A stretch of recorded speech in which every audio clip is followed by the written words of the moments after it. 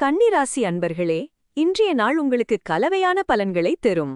லாபஸ்தானமான 11ஆம் வீட்டில் சந்திரன் இருப்பதால் உங்களுக்கு நல்ல தனலாபமும் நண்பர்கள் மூலமா உதவிகளும் கிடைக்க வாய்ப்பிருக்கு.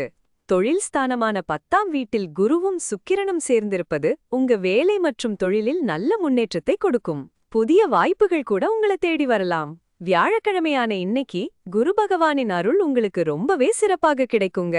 பூசம் நட்சத்திரமும் பஞ்சமி திதியும் சேர்ந்து உங்க ஆன்மீக பலத்தை அதிகரிக்கச் செய்யும். ஆனா உங்க ராசிநாதனான புதன் பகவான் 9ஆம் வீட்டில் சூரியனுடன் சேர்ந்து அஸ்தமனமாகி இருப்பதால் முக்கிய முடிவுகள் எடுக்கும்போது கொஞ்சம் குழப்பம் வரலாம். தந்தையுடனான உறவில் சின்ன சின்ன சங்கடங்கள் ஏற்படவும் வாய்ப்பிருக்கு. அஷ்டமஸ்தானத்தில் செவ்வாய் இருப்பதுனால பேச்சில் நிதானம் ரொம்பவே அவசியம். சின்ன சின்ன விபத்துகள் ஏற்பட வாய்ப்பு உண்டு, கவனம் தேவை. களத்திரஸ்தானத்தில் சனி பகவான் இருப்பதால் திருமண உறவுகளில் பொறுமையுடன் செயல்பட வேண்டும். விரயஸ்தானத்தில் கேது இருப்பதால் தேவையற்ற செலவுகளை கட்டுப்படுத்துறது நல்லது. 6ஆம் வீட்டில் ராகு பகவான் இருப்பது எதிரிகளை வெல்லவும் ஆரோக்கியத்தில் முன்னேற்றம் காணவும் உதவியாயிருக்கும்.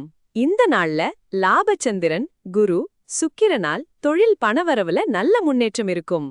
ராசிநாதன் அஸ்தமனம் மற்றும் அஷ்டம செவ்வாய் காரணமாக பொறுமையும் நிதானமும் அவசியம். புதிய தொடர்புகளை ஏற்படுத்திக்கிறது, தொழில் விஷயங்கள்ல முழு கவனம் செலுத்துறது நல்லது. ராகு காலம் முடிந்த பின் முக்கிய முடிவுகளை எடுங்க. அவசரப்பட்டு பெரிய முதலீடுகளை செய்யவோ அனாவசிய வாக்குவாதங்களில் ஈடுபடவோ வேண்டாம்.